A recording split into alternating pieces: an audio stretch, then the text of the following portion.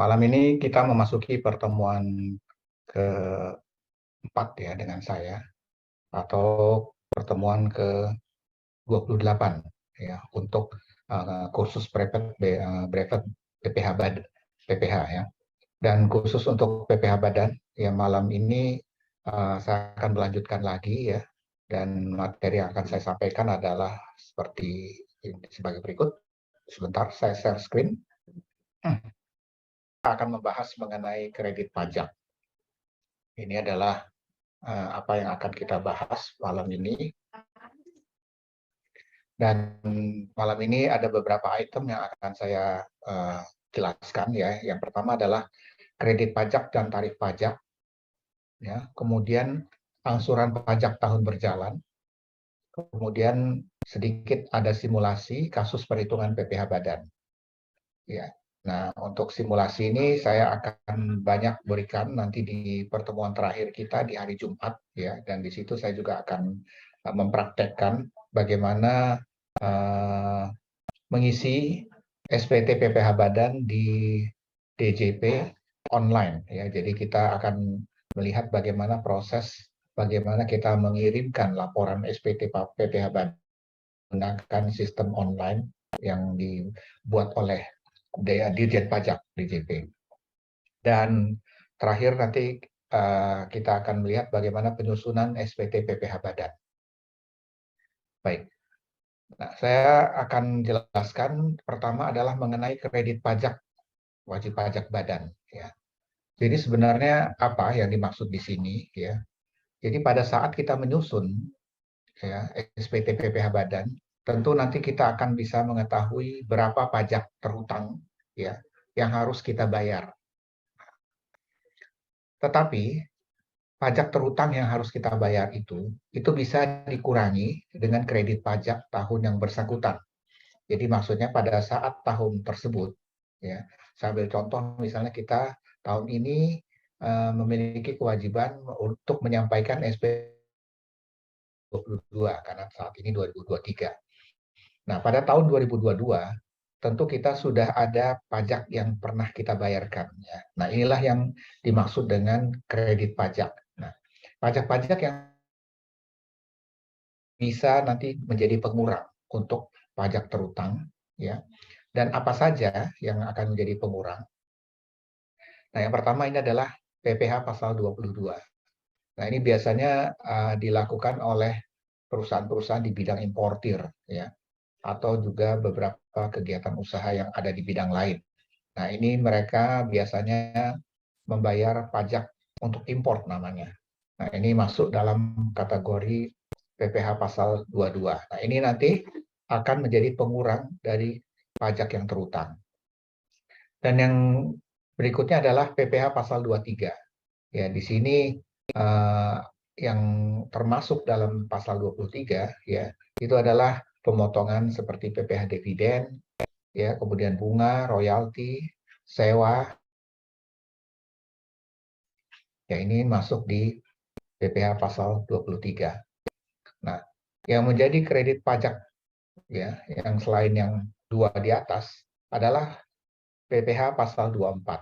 Ya, ini adalah pajak yang dibayar atau terutang atas penghasilan dari luar negeri yang boleh dikreditkan. Jadi kalau misalnya kita di luar negeri membayar pajak ya atas usaha yang dikerjakan di sana, nah ini nanti bisa menjadi pengurang ya dari pajak yang terutang yang ada di dalam negeri. Nah, berikutnya adalah PPh pasal 25. Ya, ini adalah pembayaran yang dilakukan oleh wajib pajak sendiri. Ya, biasanya setelah SPT diterbitkan, kemudian perusahaan itu harus membayar. Nah, pembayaran itu bisa dilakukan dengan cara angsuran.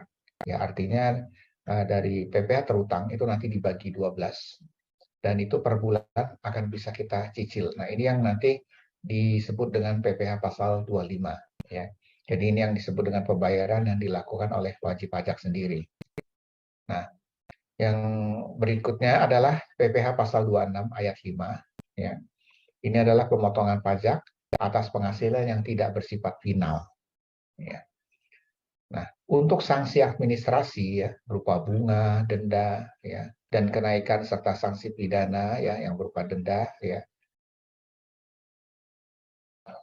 STP pajak ya, surat tagihan pajak ya karena kita misalnya ada denda ataupun ada bunga yang harus dibayar. Nah, ini tidak boleh dikreditkan ya. Karena ini sudah menjadi PPh yang sifatnya final. Nah, ini ada di pasal 28 ayat 1 dan 2 dari Undang-Undang PPh. Oke. Nah, sebenarnya bagaimana ya skema kredit pajak bagi wajib pajak badan? Hitungan kredit pajak ya. Di sini kita ambil contoh ya, ada PPh terutang wajib pajak badan ya. Ini nilainya 80 juta. Nah, ini setelah kita hitung dari perhitungan laporan rugi laba komersial yang ada di perusahaan. Ya. Kemudian perusahaan itu memiliki kredit pajak, ya, artinya yang dia bayarkan pada tahun tersebut. Nah, di sini kredit pajaknya adalah PPh yang dipungut pihak lain. Ya. Ini biasanya perusahaan-perusahaan importir ya, biasanya dia sudah langsung dipotong pajak PPh pasal 22-nya. Ini nilainya 15 juta. Kemudian ada PPh yang dipotong pihak lain pas PPh pasal 23 ya. Ini dari modal ya. Misalnya nilainya di sini 5 juta. Kemudian ada kredit PPh luar negeri, ya artinya misalnya dia perusahaan itu melakukan bisnis di luar negeri dan dia dipotong pajak. Nah, pajaknya itu nanti bisa dikreditkan ya, dimasukkan dalam PPh pasal 24. Ini nilainya adalah 15 juta. Dan yang ini terakhir adalah yang dibayar sendiri oleh WP ya. Ini biasanya adalah PPh pasal 25 ya atau kita sebut dengan pajak angsuran. Ya, cicilan dari pajak yang harus dibayarkan tapi dilakukan secara bulanan setelah dibagi 12 dalam 1 tahun. Ya, nilainya di sini 10 juta. Nah, total dari kredit ini ya, dari 15, 5 juta, 15 dan 10 juta, ini dijumlahkan adalah nilainya 45 juta. Nah, inilah yang disebut dengan jumlah PPh yang dikreditkan. Nah, setelah itu nanti dikurangi dengan nilai 80 juta ini, hasilnya adalah PPh yang masih harus dibayar nilainya adalah 35 juta. Ya. Nah, bagaimana pengkreditan PPh yang dibayar atau terutang di luar negeri? Ya, di sini PPh pasal 24 ayat 1, 2, 5 dan 6 ya. Jadi kalau yang dibayar atau terutang di luar negeri ya, itu nanti akan boleh dikreditkan dengan PPh yang terutang ya dalam tahun pajak yang sama. Artinya kalau misalnya perusahaan itu melakukan bisnis di luar negeri, kemudian dia mendapatkan keuntungan dan dia di sana membayar pajak. Nah, pajak yang sudah dia bayarkan di luar negeri dalam tahun yang sama dia bisa lakukan pengkreditan untuk perusahaan dia yang ada di dalam negeri. Ya, berapa nilainya? Ya, yang jelas adalah sebesar pajak penghasilan yang dibayar atau terutang di luar negeri. Tapi syaratnya ya tidak boleh melebihi penghitungan pajak yang terutang berdasarkan Undang-Undang PPh. Ya berarti nanti nilainya harus lebih kecil ya yang ada di dalam negeri. Nah, apabila PPh dari luar negeri yang telah dikreditkan dikurangkan atau dikembalikan, maka PPh yang terutang menurut Undang-Undang PPh harus ditambah dengan jumlah tersebut ya pada tahun pengurangan atau pengembalian dilakukan. Ya di sini bisa kalau kalian perhatikan ya berarti di sini nanti setelah itu bisa dilihat ya bahwa nanti nilai yang sudah dikreditkan itu nanti kalau dikembalikan ya itu nanti dapat dijumlahkan lagi ditambah lagi dengan pengurang ya atau pengembalian. Nah, ini pelaksanaan pengkreditan pajak yang untuk luar negeri ini diatur di KMK nomor 640 ya tahun 94 ya. Nah, ini adalah penghitungan batas PPh yang boleh dikreditkan ya. Nanti di sini kita akan lihat apa saja yang menjadi batas pajak penghasilan ya yang boleh dikreditkan. Nah, ini yang pertama adalah ditentukan berdasarkan sumber penghasilan. Penentuan sumber penghasilan itu bisa dari saham dan sekuritas lainnya. Ya, jadi di mana negara tempat badannya mendapatkan saham atau sekuritas tersebut berkedudukan. Jadi di situ tergantung di mana posisi dari saham tersebut ya pada saat saham itu diterbitkan, apakah di negara A, negara B dan sebagainya tergantung. Itu yang menjadi sumber pertama. Termasuk di sini adalah bunga, royalti dan sewa sehubungan dengan penggunaan harta gerak ya. Ini juga akan dilihat di mana negara tempat pihak yang membayar atau dibebani bunga, ya royalti atau sewa tersebut. Ya. Nah, yang ketiga ini adalah sewa harta tak gerak. Ya, jadi misalnya di negara luar negeri tempat kita beroperasi usaha kita, di situ kita melakukan sewa ya terhadap bisa kantor ataukah kendaraan ya di mana tempat negara tersebut berada. Nah, di situ nanti kan akan ada penghasilan ya. Nah, ini nanti bisa menjadi pengurang ya penghitungan untuk batas pajak yang dikreditkan. Termasuk di sini adalah imbalan sehubungan dengan jasa pekerjaan dan kegiatan ya. Jadi kalau misalnya di situ di negara itu kita juga mendapatkan penghasilan dari jasa yang kita lakukan. Nah, ini juga nanti bisa menjadi sumber penghasilan. Nah, luput juga yang kelima ini adalah bentuk usaha tetap ya. Jadi adalah negara tempat BUT tersebut menjalankan kegiatan usaha atau melakukan kegiatan. Jadi tentu kita misalnya di negara tersebut membuat suatu perusahaan dan itu yang kita sebut dengan BUT ya. Nah, yang kedua adalah penghasilan lainnya dengan menggunakan prinsip yang sama dengan nomor 1 di atas ya. Artinya ada penghasilan-penghasilan di luar penghasilan utama ya. Tapi prinsipnya adalah dari kelima ini ya. Khusus untuk kredit pajak luar negeri ya, ini coba kita lihat bagaimana proses pengkreditannya ya. Ini ada di KMK nomor 164 ya, tahun 2002. Nah, penggabungan penghasilan yang berasal dari luar negeri itu dilakukan sebagai berikut ya. Jadi kalau pertama ya, untuk penghasilan dari usaha dilakukan dalam tahun pajak diperolehnya penghasilan tersebut. Ya, jadi harus di tahun yang sama pada saat kita melaporkan pajak yang ada di dalam negeri ya. Yang kedua, untuk penghasilan lainnya dilakukan dalam tahun pajak diterimanya penghasilan tersebut ya. Jadi kalau ada penghasilan lain tetap patokannya harus di tahun pajak yang sama. Nah, untuk penghasilan berupa dividen ya, sebagaimana dimaksud dalam pasal 18 ayat 2 Undang-Undang Nomor 7 Tahun 83 tentang pajak penghasilan ya yang sudah diubah-ubah ya dengan undang-undang terakhirnya nomor 17 tahun 2000 itu dilakukan dalam tahun pajak pada saat perolehan dividen tersebut ya ditetapkan sesuai dengan keputusan Menteri Keuangan. Jadi khusus untuk dividen kita harus mengacu pada undang-undang yang terakhir ya. Khusus untuk kerugian ya yang diderita di luar negeri itu nanti tidak boleh digabungkan dalam menghitung penghasilan kena pajak. Jadi kalau untuk kerugian kita tidak boleh dimasukkan ya kecuali keuntungan. Ini yang dari luar negeri. Nah, saat pengkreditan pajak yang terutang atau dibayar di luar negeri, ya itu nanti dilakukan dalam tahun pajak digabungkannya penghasilan dari luar negeri tersebut dengan penghasilan di Indonesia. Jadi saat pengkreditannya ya yang akan kita bayarkan ya itu harus sudah digabungkan antara yang di dalam negeri dan di luar negeri.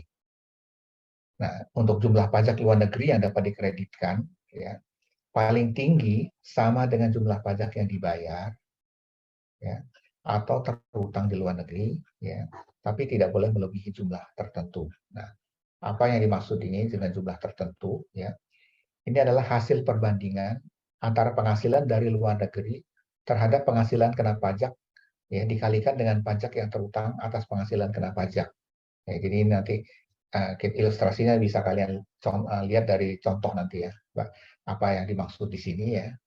Nah, kemudian jumlah tertentu itu juga adalah paling tinggi sama dengan pajak yang terutang atas penghasilan kena pajak dalam hal penghasilan kena pajak lebih kecil dari penghasilan luar negeri. Ya, ini mungkin agak sulit kita pahami ya, tapi nanti coba kita lihat dari contoh ya. Nah, kemudian dalam hal terjadi perubahan besarnya penghasilan yang berasal dari luar negeri, itu nanti WP melakukan pembetulan SPT tahunan PPh Badan. Jadi kalau misalnya ada perubahan dari penghasilan yang ada di luar negeri, kita bisa lakukan SPT pembetulan. Ya. Nah, tapi syaratnya, jika menyebabkan PPh menjadi kurang bayar, ya, jadi misalnya terjadi kurang bayar, atau atas kurang bayarnya itu tidak dikenakan sanksi bunga. Jadi tidak ada penambahan bunga ya, karena seperti pasal 8 ayat 2 ya, Undang-Undang KUP.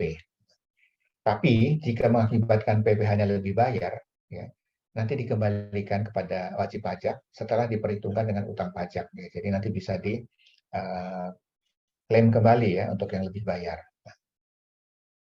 Nah, bagaimana syaratnya untuk pekreditan pajak luar negeri? Ya, wajib pajak wajib menyampaikan permohonan kepada Direktur Jenderal Pajak. Ya.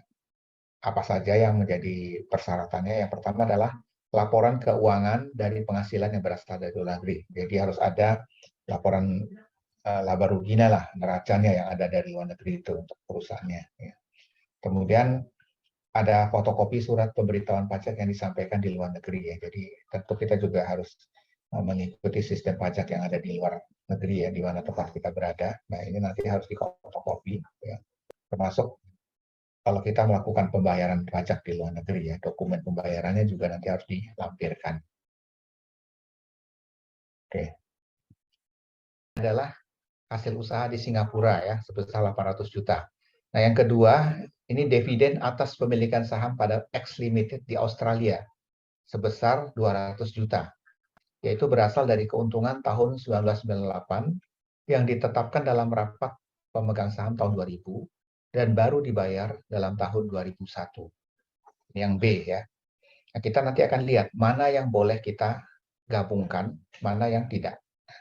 Ini yang C adalah dividen atas penyertaan saham sebanyak 70% pada Y Corporation di Hong Kong yang sahamnya tidak diperdagangkan di Bursa Efek sebesar 75 juta, yaitu berasal dari keuntungan saham 1999 yang berdasarkan keputusan Menteri Keuangan ditetapkan diperoleh tahun 2001. Ya, nilainya 75 juta, yaitu berasal dari keuntungan saham 1999 yang berdasarkan keputusan Menteri Keuangan ditetapkan diperoleh tahun 2001. Sorry, ini diulang lagi ya kalimatnya. Nah, yang D, ini adalah bunga kuartal 4 tahun 2001 sebesar 100 juta dari ZSDN Berhad, ya, berarti ini perusahaan yang ada di Malaysia, ya, di Kuala Lumpur, yang baru akan diterima di bulan Juli 2022. Nah, dari keempat ini, ya, sumber-sumber penghasilan mana yang boleh digabung, tapi ada juga yang tidak, ya. Nah, jadi nanti di sini yang digabung ya, yang dengan penghasilan dalam negeri ya, itu kita harus lihat tahunnya 2001 karena di sini yang akan kita hitung adalah tahun 2001. Yang berarti adalah A ya, hasil usaha di Singapura tahun 2001 ini akan dimasukkan nilai 800 juta. Kemudian B, ini adalah dividen ya di Australia ya. Nah, kenapa kita bisa masukkan? Karena di sini ada baru dibayar dalam tahun 2001, berarti pembayarannya, patokannya ya. Nah, nilainya 200 juta. Ini juga bisa digabungkan ya. Dan yang C, ini adalah dividen ya yang ada di Hong Kong ya. Nah, kenapa ini bisa kita masukkan? Ya karena di sini berdasarkan keputusan Menteri Keuangan ditetapkan diperoleh tahun 2001. Nah, ini juga kita anggap sebagai penerimaan di tahun pajak 2001 sama dengan yang di dalam negeri ya. Nah, kecuali dengan D ya. Kenapa D tidak? Karena di sini ada kata-kata yang mengatakan ya, ini bunga itu baru akan diterima Juli 2002. Ya, berarti ini dia tidak di tahun 2001. Berarti ini kita harus keluarkan ya. Itu adalah bagaimana ilustrasi ya, bagaimana kita menggabungkan penghasilan dari luar negeri. Nah, selanjutnya kita coba lihat tarif pajak ya. Nah, ini yang menentukan ya bagaimana kita bisa menghitung pajak kita ya, itu kita akan mengacu kepada tarif pajak ya. Tapi ada kategori-kategori tertentu ya yang harus dilihat ya, karena dalam sejarahnya tarif pajak itu akan berubah-ubah ya. Nah, tarif pajak itu yang pertama ya, itu tahun 2009 ya. Di sini akan dibagi 3 kategori ya. Yang pertama adalah omset di atas 50 miliar. Kemudian ada omset sampai dengan 50 miliar dan perusahaan terbuka atau PT ya. Nah, ini nanti tarif pajaknya berbeda-beda ya. Tahun 2009 berapa, kemudian 2010 sampai 2019 tarifnya berapa, kemudian 2020 sampai 2021, dan yang terakhir ini adalah undang-undang yang terbaru ya, Undang-Undang HPP, Harmonisasi Peraturan Pajak, ya. Nah, ini tarif, dia menentukan tarif pajak saat ini ya, tahun 2002 sampai saat ini. Nah, ini adalah ketentuannya ya. Jadi omset yang lebih dari 50 M pada tahun 2009 itu tarifnya 28%. Kemudian di 2010 sampai 2019 turun menjadi 25%. Oke. Nah, tahun 2020 sampai 2021 turun lagi menjadi 22%. Nah, kemudian di undang-undang terbaru ya di tahun 2022 sampai dengan sekarang tarifnya tetap menjadi 22%. Ya. Nah, ini mengacu di Undang-Undang KPP nomor 7 tahun 2021. Bagaimana dengan omset yang kurang dari 50 miliar? Tadi di atas 50 M ya. Nah, ini biasanya adalah wajib pajak UMKM ya, usaha mikro kecil menengah ya. Ini omsetnya sampai dengan 50 M itu akan mendapatkan fasilitas pengurangan tarif. Nah, fasilitas pengurangan tarifnya berapa? Nilainya adalah 50% dari tarif pasal 17 ya. Untuk omset sampai dengan 4,8 M. Ya, jadi batas ya, itu adalah 4,8 M. Ini nanti akan menggunakan tarif sesuai dengan pasal 31E Undang-Undang PPh 36 tahun 2008. Ya. Nah, sisa omsetnya yang telah dikurangi ya dari bagian 4,8 M itu tetap menggunakan tarif pasal 17. Nah, jadi kalau kita lihat di sini ya, omset sampai dengan 4,8 M ya, itu di tahun 2010 sampai 2019 itu 12,5% ya, jadi 50%-nya ya, dari 25% ya. Nah, di 2020 sampai 2021 11%, ya di 2022 sampai dengan sekarang 11%. Ya, jadi kalau omset yang di atas 4,8 nih kita lihat 25, 22 dan 22 ya. Nah, khusus untuk UMKM ya, ini ada surat edaran yang dikeluarkan oleh Dirjen Pajak ya, namanya Surat Edaran 66 PJ tahun 2010. Ini penegasan atas pelaksanaan pasal 31E Undang-Undang PPh. Jadi di sini disebutkan ya, fasilitas pengurangan tarif itu sesuai dengan pasal 31E ayat 1 Undang-Undang Pajak Penghasilan. Itu dilaksanakan dengan cara self assessment ya. Jadi tetap mengandalkan dari perhitungan sendiri ya, ya wajib pajak tersebut ya. Yang walaupun dia UMKM, apakah dia perusahaan besar semua, tetap penyampaiannya ini adalah prinsipnya self assessment ya. Penyampaian surat pemberitahuan tahunan ya, itu dilakukan dengan cara perhitungan sendiri. Nah, jadi di sini wajib pajak tidak perlu menyampaikan permohonan untuk dapat memperoleh fasilitas tersebut.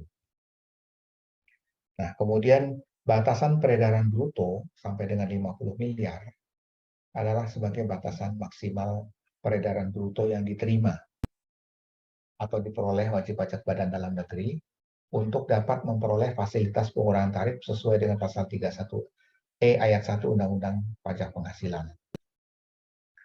Peredaran bruto yang dimaksud ya di Undang-Undang Pajak Penghasilan ini adalah penghasilan yang diterima atau diperoleh dari kegiatan usaha sebelum dikurangi biaya untuk mendapatkan, menagih, dan memelihara penghasilan, baik yang berasal dari Indonesia maupun dari luar Indonesia.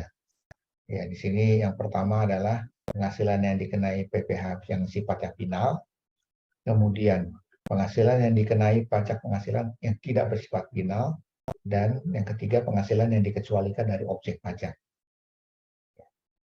Nah, poin yang D di sini, untuk fasilitas pasal 31E ayat 1 tersebut, itu bukan pilihan. Ya, artinya ini sudah dilakukan sepanjang memang perusahaan sudah menjadikan bahwa melihat dari akumulasi peredaran brutonya, ya, yang dimaksud di huruf C tadi, ya, itu tidak melebihi 50 miliar. tarif pajak penghasilan yang diterapkan atas penghasilan kena pajak bagi wajib pajak badan dalam negeri itu wajib mengikuti ketentuan fasilitas pengurangan tarif sesuai dengan pasal 31E ayat 1 ya Undang-Undang PPH. Ini adalah isi dari surat edaran tersebut.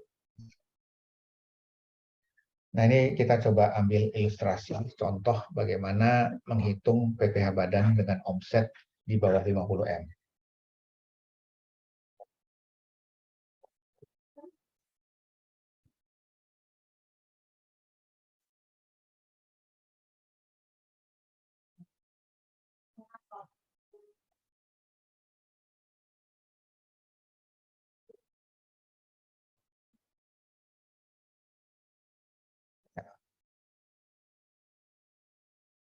Kita ambil contoh di sini ya. Ini ada omset perusahaan tahun 2021 25 miliar. Nah, penghasilan kena pajak ya itu adalah 5M. Nah, kita coba menghitung ya. Pertama adalah total omset yang 25 miliar ini. Ya. Dan ini PKP-nya ya 5M. Nah, ini kita bisa hitung. Pertama adalah yang mendapatkan fasilitas dulu dari omset ini. Karena ini di bawah 50M berarti di sini ada fasilitas 4,8M ya. Karena dia fasilitas ini untuk perusahaan UMKM ya dengan omset tertentu. Nah, ini dengan omset 4,8M itu nanti penghasilan kena pajaknya adalah 960 juta ya. Nah, di sini tarif yang dipakai ya karena fasilitas jadi adalah 50% diskon ya dari tarif normal, berarti 11%. Ya, sehingga nanti PPh terutangnya kita dapat 105,6 ya, 105,6 juta. Nah, dari mana angka 960 juta ini kita ambil dari 4,8 ini dibagi 25M dikalikan 5M ya, 960 juta. Nah, yang menggunakan tarif umum itu adalah selisihnya atau selisih lebih dari nilai 25 dikurangi 4,8 ya. Dapatnya adalah 20,2 miliar ya. Nah, ini nanti PKP-nya ya, ini tinggal kita kurangi ya 5M dikurangi 960 juta dari 4 miliar 40 juta ya. Nah, ini nanti dikalikan tarif pajak yang normal ya, karena ini 2021 berarti 22%. Ya. Nah, ini dapatlah PPh terutangnya 888,8 juta. Nah, berarti ini dijumlahkan dengan yang di atas, ya. Berarti pajak yang terutang ya untuk omset ini adalah 994,4 juta. Ini adalah perhitungannya ya, bagaimana menghitung WP dengan omset kurang dari 50M. Nah, ini adalah tarif PPh badan dengan omset tertentu ya. Jadi ini PP 23 tahun 2018 ya. Di sini disebutkan ya, ini menjelaskan yang nilai 4,8 tadi itu seperti dari mana asalnya. Ya, ini di PP 23 2018 ya. Ini pada dasarnya mengatur pengenaan PPh final pasal 4 ayat 2 bagi wajib pajak yang memiliki peredaran bruto omset sampai dengan 4,8 miliar rupiah dalam 1 tahun pajak. Nah, ini 4,8 itu dari mana? Ini ya, jadi sudah ditentukan di PP 23 tahun 2018. Jadi PP ini adalah mencabut PP 46 tahun 2013 ya, yang sudah berlaku 5 tahun sejak pemberlakuannya di 1 Juli 2013. Nah, yang menjadi perubahan ya, ini penurunan tarif PPh final 1% menjadi 0,5% dari omset. Ya, wajib dibayar setiap bulan. Ya, jadi di PP yang terbaru 2018 ini ya, tarifnya tadinya 1 menjadi 0,5%. Ya. Jadi langsung dikalikan dengan omsetnya. Ya, ini yang disebut dengan PPh final. Kemudian di sini wajib pajak dapat memilih untuk mengikuti tarif dengan skema final 0,5% atau menggunakan skema normal yang mengacu pada pasal 17 ayat 17, pasal 17 Undang-Undang Nomor 36 Tahun 2008 tentang pajak penghasilan. Ya, jadi di sini ini nanti bagaimana bisa memilih WP ya. apakah akan memakai ini atau dia akan memakai tarif normal. Nah, khusus untuk yang menggunakan tarif PPh final 0,5% itu ada batasan ya. Jadi khusus untuk WP orang pribadi ya itu 7 tahun. Kemudian untuk wajib pajak badan ya yang bentuknya koperasi, perseroan komanditer ya atau CP atau firma itu hanya 4 tahun. Kemudian untuk PT perseroan terbatas itu 3 tahun sejak berlakunya PP tersebut. Jadi ini di tahun ini sudah selesai ya, jadi sudah menggunakan tarif biasa, jadi tidak lagi menggunakan tarif ini. Karena kita sudah melewati 3 tahun ya, khusus untuk PT ya. Berarti untuk PT berarti dia setelah selesai di 2018, 19, 21. Di 2021 kita sudah menggunakan tarif normal. Nah, khusus untuk tarif PPh badan perusahaan ya yang listing di pasar modal ya, jadi ini perusahaan terbuka ya atau TBK. Ini minimal untuk syaratnya adalah 40% saham itu dimiliki publik ya. Ini akan mendapatkan pengurangan tarif 5%. Ya, ada di pasal 17 ayat 2B Undang-Undang PPh nomor 36 tahun 2008. Jadi untuk tarif pajak 2009 ya, itu adalah 23%. Ya, jadi pasalnya dari tarif 28 dikurangi 5. Nah, untuk 2010 sampai 2019 itu 20%. Pasalnya dari 25 dikurangi 5 ya. Nah, kemudian sejak Undang-Undang Cipta Kerja ya nomor 2 tahun 2020 dan Undang-Undang HPP nomor 7 2021, tarif untuk perusahaan terbuka ya. Ini artinya sahamnya 40% dimiliki publik, itu lebih rendah 3% lagi ya. Jadi tadinya dia 22 ya untuk tahun 2020 sampai 2021 itu nanti dikurangi 3 sehingga hasilnya adalah 19%. Jadi ada di Undang-Undang Cipta Kerja ya tahun nomor 2 tahun 2020. Kemudian untuk tahun 2022 sampai sekarang itu hanya 19%. Ya, itu didapat dari 22 dikurangi 3 ya. Ada di Undang-Undang HPP ya nomor 7 tahun 2021. Sekarang kita membahas mengenai angsuran pajak ya dalam tahun berjalan. Besar angsuran PPh pasal 25 tiap bulan ya itu adalah sama dengan PPh terutang menurut SPT tahunan PPh tahun pajak yang lalu. Jadi kalau dia belum ada perhitungannya, kita masih menggunakan SPT tahun sebelumnya. Ini nanti dikurangi dengan PPh yang dipotong atau dipungut ya. Seperti PPh pasal 22 dan 23 ya, yang kredit pajak yang tadi kita jelaskan. Dan ini adalah kalau PPh terutangnya dibayar di luar negeri ya. Ya, ini masuk ke PPh pasal 24. Nah, setelah dikurangi dengan kredit pajak ini, hasilnya nanti dibagi dengan 12 atau banyaknya bulan dalam 1 tahun pajak. Ya. Nah, inilah yang nanti disebut dengan angsuran pajak tahun berjalan. Nah, ini kita lihat contohnya bagaimana menghitung angsuran PPh pasal 25.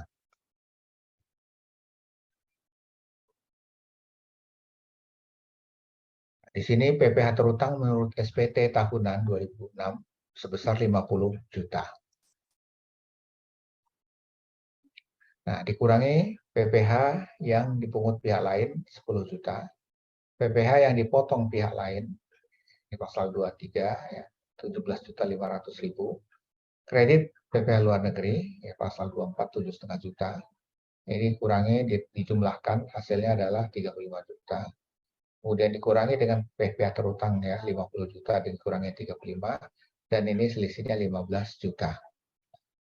Nah, ini 15 juta ini nanti harus dibayar tiap bulan mulainya di tahun 2007 ya. Per bulannya itu adalah kita bagi 12. Ya, berarti 15 juta dibagi 12 dikali 1 per 12 hasilnya adalah 1.250.000.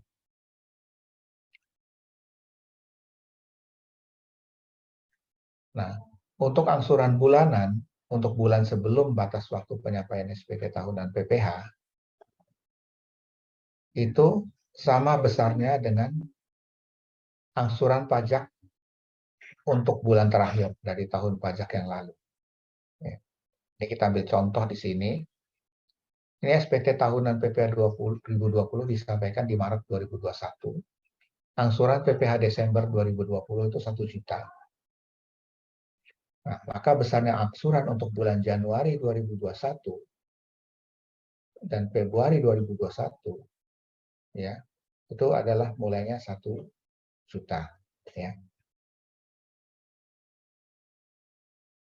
Nah, apabila bulan September 2020 diterbitkan keputusan pengurangan angsuran pajak menjadi nihil, ya misalnya ada keputusan pajak dalam surat SKP, ya, sehingga angsuran pajak Oktober 2020 sampai Desember menjadi nihil. Ya, jadi mengikuti selanjutnya di bulan berikutnya. Nah, kemudian besarnya angsuran untuk bulan Januari 2021 ya dan Februari 2021 ya itu akan menjadi nihil juga. Ya.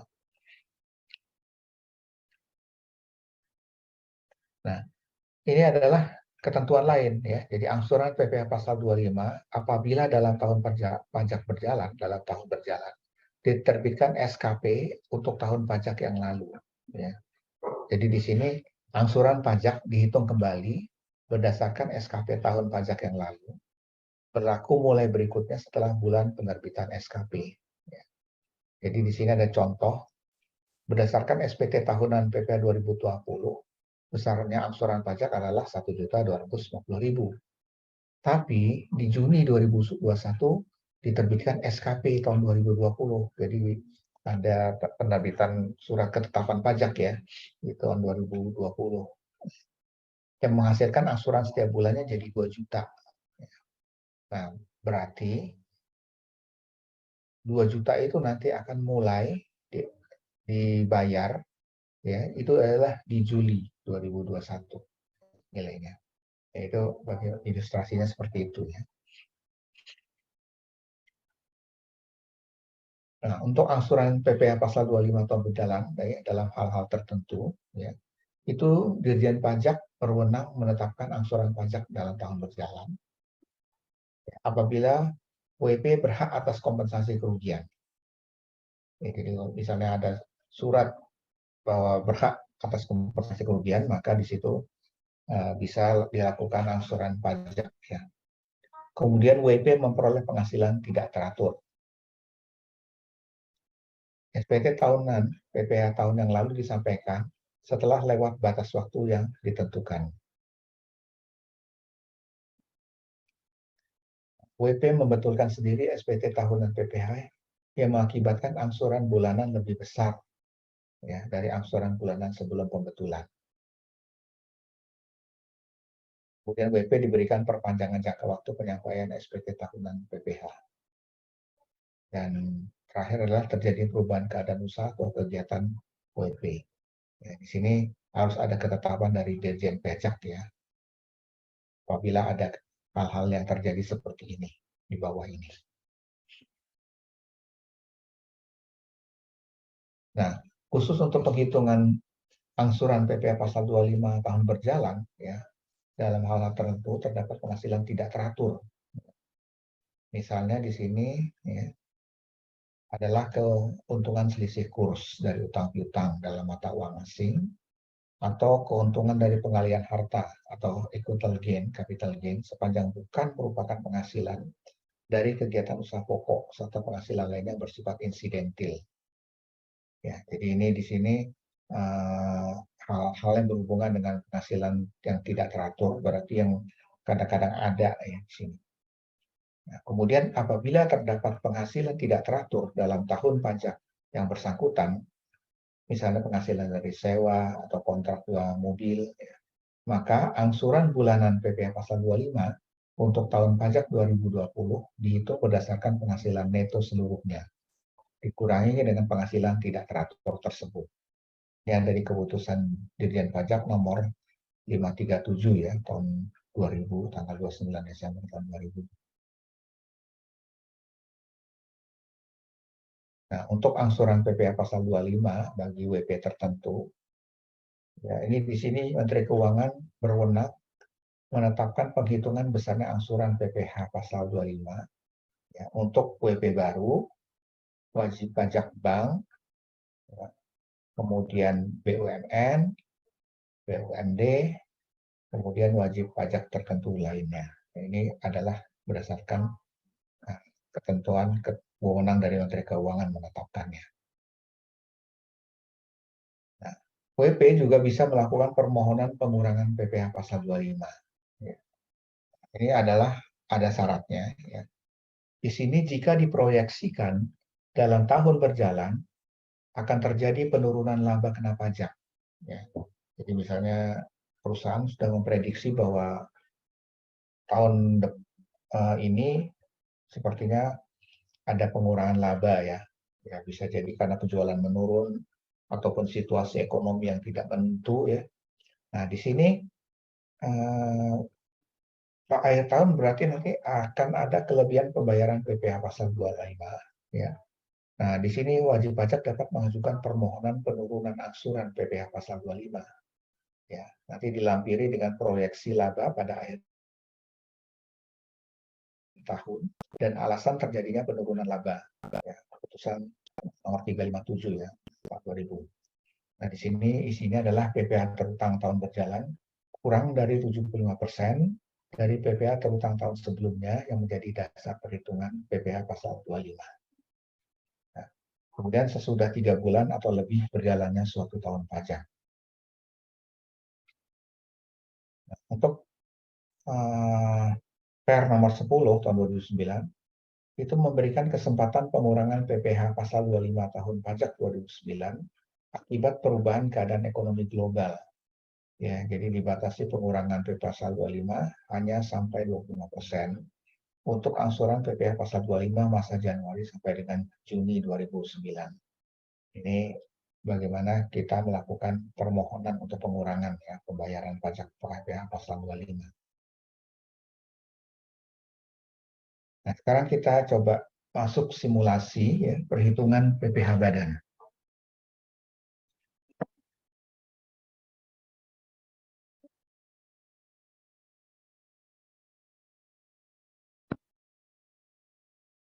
Nah, ini adalah dasar hukum ya untuk perhitungan PPh badan. Untuk penghasilan bruto ya, itu dasar hukumnya adalah pasal 4 ayat 1 Undang-Undang PPh. Kemudian penghasilan biaya ya, biaya-biaya ini adalah mengacu di pasal 6 ayat 1 dan pasal 9 ayat 1 huruf C, D, E, G Undang-Undang PPh.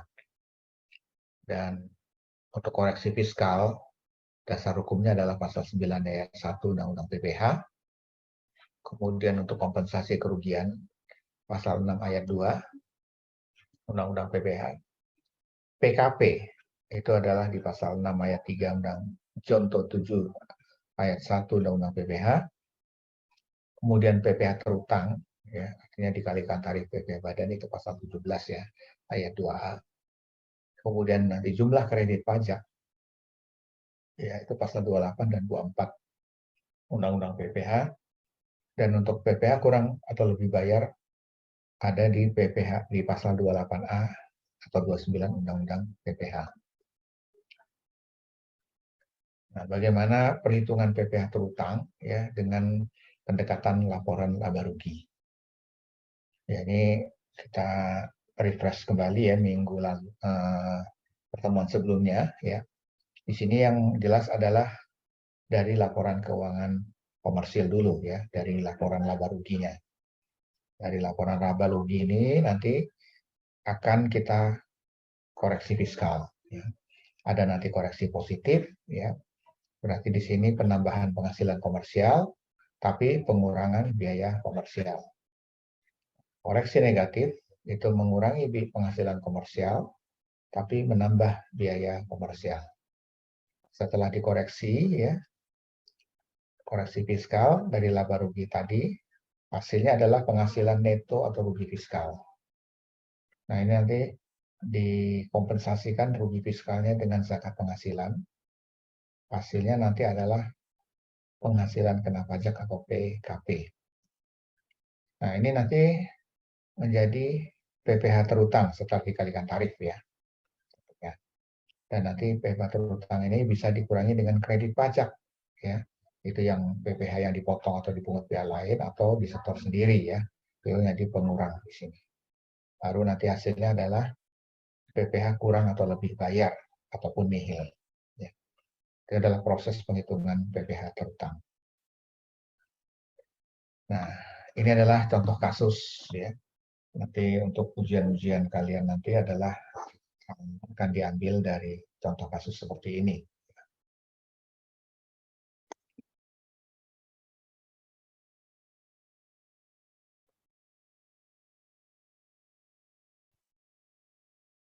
Saya bacakan contoh kasusnya.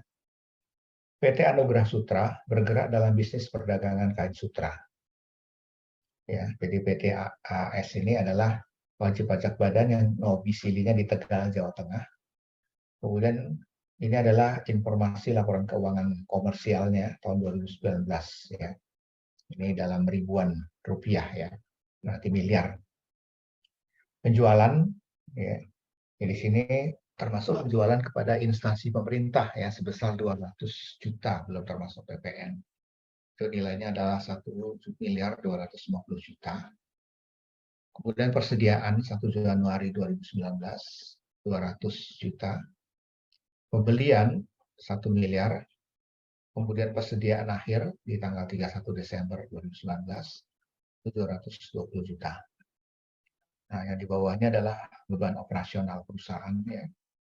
Kita lihat gaji 55 juta, tunjangan transport karyawan 45 juta, kemudian beban makan kantor 6 juta, beban pengobatan ditanggung perusahaan 20 juta, ya, beban training karyawan 15 juta, beban seragam satpam 12 juta, beban sanksi administrasi pajak 10 juta, beban bunga pinjaman 7 juta, cadangan penghapusan piutang 5 juta, beban jamuan tamu tidak ada daftar nominatif ya di sini 10 juta, beban listrik dan telepon kantor 24 juta, PBB dan biaya materai 3 juta, penyusutan aset tetap 40 juta, premi asuransi kebakaran pabrik 10 juta, bantuan untuk panitia HUT RI 5 juta, sumbangan ke panti asuhan Kasih Bunda 8 juta. Ini adalah laporan keuangan PT Anugerah Sutra, ya, khususnya laporan rugi laba. Nah, kemudian ada pendapatan lain-lain. Di sini ada sewa kendaraan box kepada CV bisa sewa setelah dipotong PPh nilainya 9,8 juta. Keuntungan selisih kurs 5 juta. Penerimaan kembali PBB yang telah dibebankan 5 juta. Jasa giro bank sebelum dipotong PPh 2 juta. Penghasilan bunga deposito sebelum dipotong PPh 1 juta.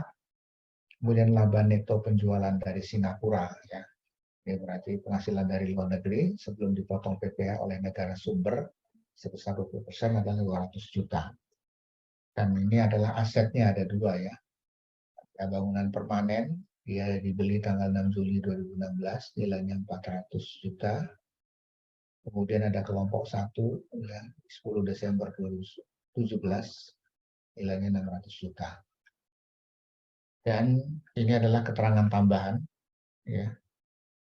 Penyusutan fiskal menggunakan metode garis lurus. Kemudian persediaan akhir dinilai dengan metode LIFO. Sedangkan apabila dinilai dengan metode LIFO, nilainya adalah 700 juta. Kemudian membayar PPh pasal 22 sebesar 1,5% kali 200 juta, 3 juta. Kemudian membayar PPh pasal 23, 2% dari 10 juta, 200 ribu. Kemudian membayar PPh pasal 25 selama 12 bulan untuk tiap masa pajak 5 juta selama tahun 2019. Nah, pertanyaannya adalah buatlah rekonsiliasi fiskal untuk PT Anugerah Sutra sehingga diketahui penghasilan kena pajaknya. Kemudian kita harus hitung PPh pasal 29 untuk tahun pajak 2019. Nah, itu adalah soal kasus ya yang nanti akan kalian juga temui pada saat kalian ujian, kira-kira contohnya seperti ini. Nah, bagaimana cara penyelesaiannya? Kalian akan buat laporan fiskal seperti ini, ya. Ada, kita nyebutnya adalah rekonsiliasi fiskal, ya. Jadi ada 1, 2, 3, 4, 5, ada 7 kolom, ya. Ini saya perbesar supaya lebih jelas.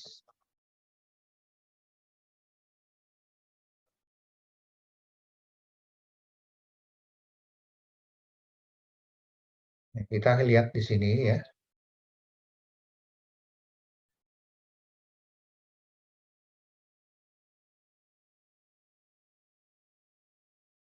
Konsiliasi fiskalnya di tahun 2018. Kita masukkan dulu data-data perusahaan menurut komersial. Ya, kita lihat tadi penjualan 1.250.000.000. Kemudian ini adalah harga pokok penjualan HPP. Persediaan awal 200, pembelian 1 miliar, persediaan akhir 720, ya. Nanti di sini kita akan dapatkan HPP-nya 480, ya. Kemudian penghasilan brutonya adalah 770. Oke. Ini 480 dapat dari persediaan awal ditambah pembelian dikurangi dengan persediaan akhir, ya. Kemudian penghasilan bruto usaha ini dapat 770 dari 1250 penjualan dikurangi dengan HPP 480. Dan ini adalah beban-beban operasional tadi, ya, ada gaji, tunjangan transport, beban makan, ya. Kemudian beban pengobatan ditanggung perusahaan, ya, beban training karyawan, seragam satpam, kemudian sanksi administrasi pajak, beban bunga pinjaman, cadangan penghapusan piutang, ya. Nah, ini semua kita catat atau salin di kolom yang pertama ini, ya, di laba rugi komersil namanya. Sampai nanti di sini ada penghasilan neto, total beban dulu dari total biaya-biaya ini 495 juta.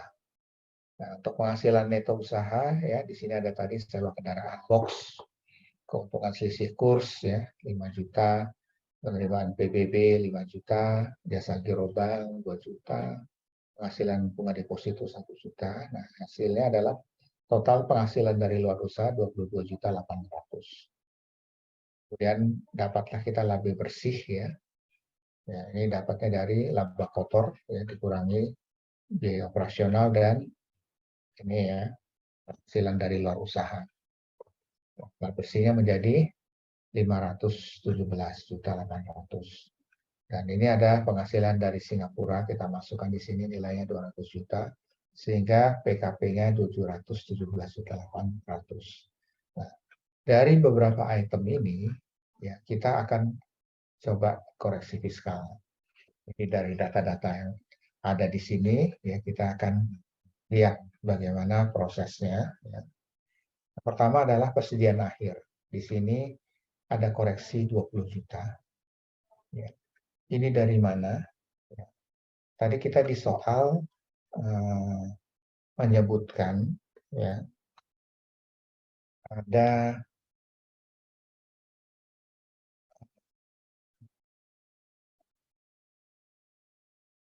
persediaan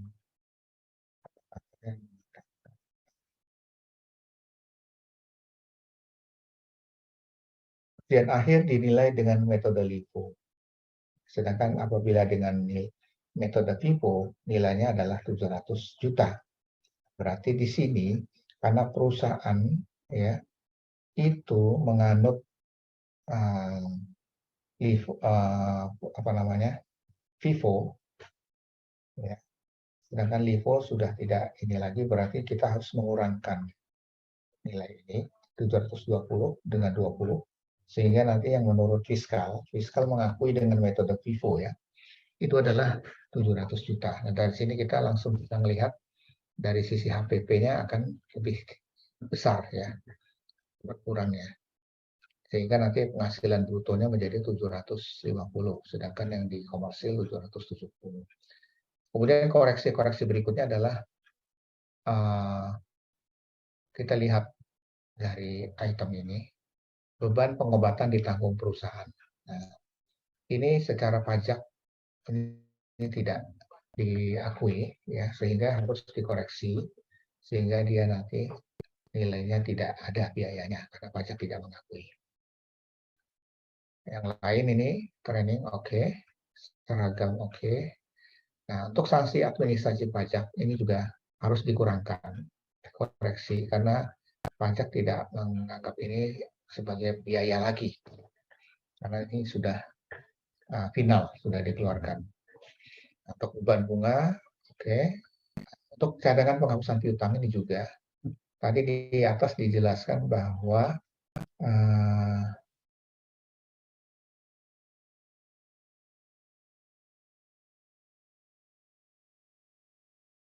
kata-kata tidak menyebutkan cadangan penghapusan piutang ini ditunjang dengan list ataupun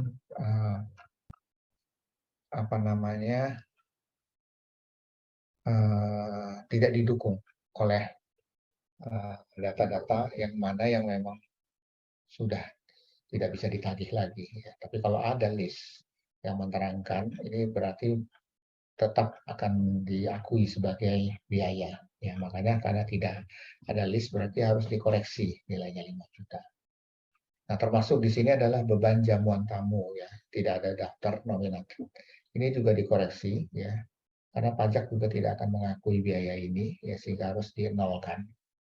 Ya, tapi kalau ada daftar nominatif, ya, ada daftar nama orang yang diajak makan, di mana tempatnya, berapa nilainya, apa tujuannya, itu berarti nanti ini akan bisa tetap diakui sebagai biaya. Nah, listrik telepon, oke, tidak PBB biaya materai. Oke. Nah, untuk penyusunan aktiva tetap. Ya. Nah, ini pasti berhubungan dengan metode yang dipakai. Ya, tadi di soal ya kita di sini aktiva tetap akan menggunakan garis lurus, ya. Penyusutan fiskal menggunakan garis lurus. Nanti berarti kita harus menghitung dari A ini berapa tahun, ya, kalikan 25%. Nah, sehingga nanti hasilnya adalah untuk penyusutan itu menjadi 35 juta, ya, jadi ada koreksi 5 juta. Premi, oke, tetap. Nah, bantuan untuk panitia HUT RI, ya. Berarti di sini semacam sumbangan, ya. Ini nilainya 5 juta, ini harus dikoreksi. Nah, termasuk sumbangan ke panti asuhan juga ini harus dikoreksi. Ya. Nah, sehingga nanti total beban operasional, ya, akan menjadi berkurang. Ya, tadinya 275 menjadi 212. Ya, sehingga penghasilan neto usaha juga akan meningkat, ya, dari 495 menjadi 538. Untuk sewa kendaraan di sini kan nilainya 9,8. Ini ada nilai 200 yang menjadi koreksi, yaitu kenapa, ya. Di sini adalah kita akan lihat bahwa sewa kendaraan ini setelah dipotong PPh, ya, ini kan nilainya 9,8, ya, berarti ada pajaknya, ya, yang ditanggung di sini, ya, sehingga kita kalikan, ya, di sini 100/98 kali 9,8 adalah 10 juta. Nah, PPh pasal 23-nya adalah 2%, jadi 200.000. Oke. Jadi kalau kita perhatikan di sini ada koreksi 200.000 sehingga di sini nilainya adalah 10 juta. Nah, untuk keuntungan sisih kurs tetap, ya, penerimaan kembali PBB juga oke, jasa giro. Nah, untuk jasa giro ini kan adalah objek PPh final semua, ya, ini tidak diakui sebagai biaya sehingga harus dinolkan, ya, 2 juta, koreksi 2 juta. Nah, untuk keuntungan deposito juga dikoreksi. Sehingga hasilnya nanti penghasilan dari luar usaha itu menjadi mengecil, ya. Tadinya 22.800.000 jadi 20 juta. Dan ini pengaruhnya ke laba. labanya nanti akan meningkat dari 517.800 menjadi 558. Untuk penghasilan dari Singapura, ya ini 200 juta ini tetap dimasukkan. Ya. Kalau kita lihat di sini ya kenapa? Ya. Di sini kita lihat laba neto penjualan di Singapura kan tadi 200 juta. Nah, di sana dipotong PPh di Singapura 20%, 40 juta. Nah, untuk maksimum kredit pajak luar negeri, ya penghasilan kena pajak adalah 754 juta. Nah, di sini PKP terutang, ya itu PKP kali 25% kali 50%, itu 94.750.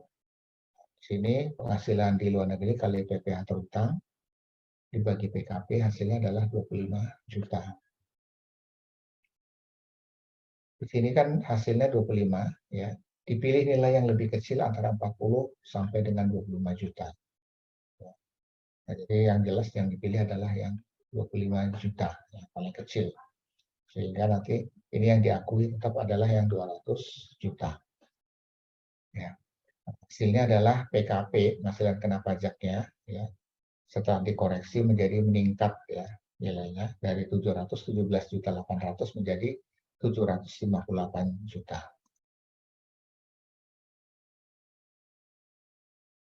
Yang mana pertanyaannya tadi 700 juta diperoleh dari mana? Nah, pertanyaan.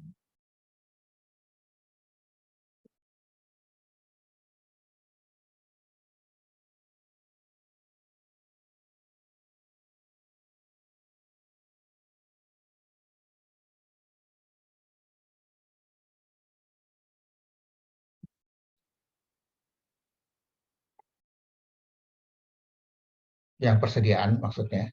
Ya, ini di sini kan 720 awalnya persediaan awal barang di akhir tahun. Ya, kemudian ada koreksi 20 juta. Ya, nah ini 20 juta ini kita berdasarkan metode LIFO. Ya. Kita lihat di atas soal tadi, di sini metode LIFO kan tidak diakui, sehingga metode FIFO yang diakui. Karena di pajak dia hanya mengakui metode FIFO, sehingga nilai 700 juta inilah yang akan diakui. Ya. Nah, jadi dia dikurangi dari nilai 20 juta ini. Oke, ya. Selanjutnya kita lanjutkan kembali ya dari PKP 717 menjadi 758 berarti ada kenaikan ya di sini. Nah, setelah itu baru nanti kita akan menghitung uh, pasal 29 ya. PPh pasal 29 untuk PT Anugrah Sutra. Ya. Nah, di sini kan PPh terutang ya. Penghasilan kena pajaknya kita harus hitungnya 50% ya karena dia di bawah 4,8 miliar ya. Berarti di sini hasilnya adalah 94.750.000. Nah, kemudian ini adalah kredit pajak pengurangnya, pengurang pajak ya. PPh pasal 22 3 juta, kemudian pasal 23 200.000, pasal 24 25 juta ya. Kemudian pasal 25 60 juta ya. Nah, ini nanti hasilnya dijumlahkan menjadi 88.200.000. Nah, ini dikurangi dengan 94 juta 750. Nah, ini yang PPh kurang bayar ya, yang harus disetor nanti di tahun 2019. Nilainya adalah 6.555.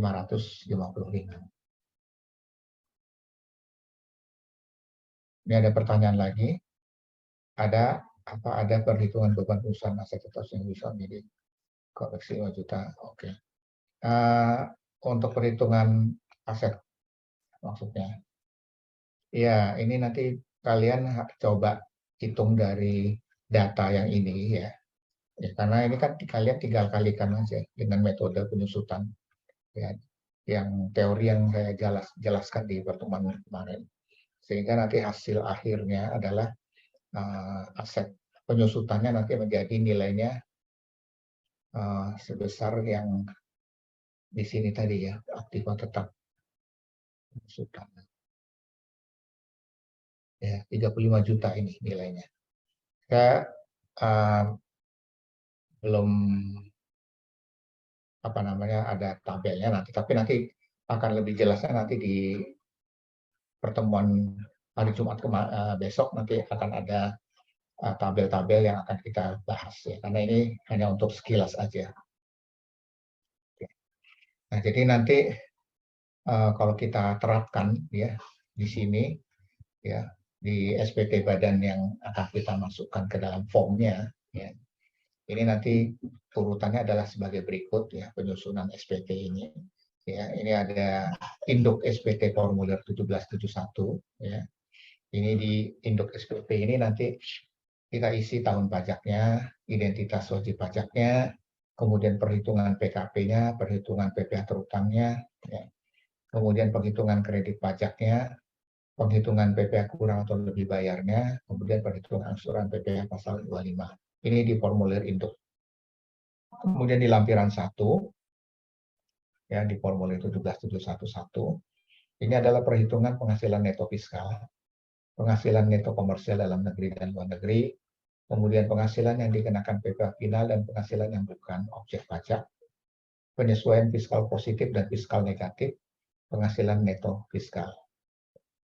Nah, di lampiran 2 nanti, ya, ini berisi perincian harga pokok penjualan, biaya usaha lainnya, kemudian biaya dari luar usaha secara komersial. Nah, ini nanti akan kita lihat bagaimana formnya ya. Nah, untuk lampiran 3, ini penghasilan yang dikenakan PPh final, penghasilan yang tidak termasuk objek pajak. Kemudian di lampiran 4, kredit pajak dalam negeri ya, PPh pasal 22, 23, 24. Kemudian lampiran 5, ini daftar pemegang saham dan dividen yang dibagikan. Kemudian daftar susunan pengurus dan komisaris. Dan yang 6, ini adalah daftar penyertaan modal pada perusahaan afiliasi. Kemudian daftar utang piutang afiliasi.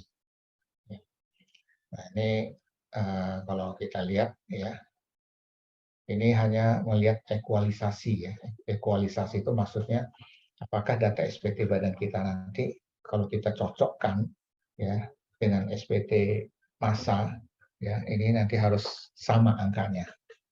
Ya, ini yang namanya teknik pengujian nanti ya. Jadi mencocokkan data-data saldo atau 2 atau lebih angka yang saling berhubungan bila terdapat perbedaan. Nah, ini biasanya dilakukan oleh tax officer ya. Jadi kalau kita diaudit atau diperiksa oleh pajak, biasanya mereka akan melihat dari SPT badan, dilihat juga dicocokkan nanti dengan SPT massa ya.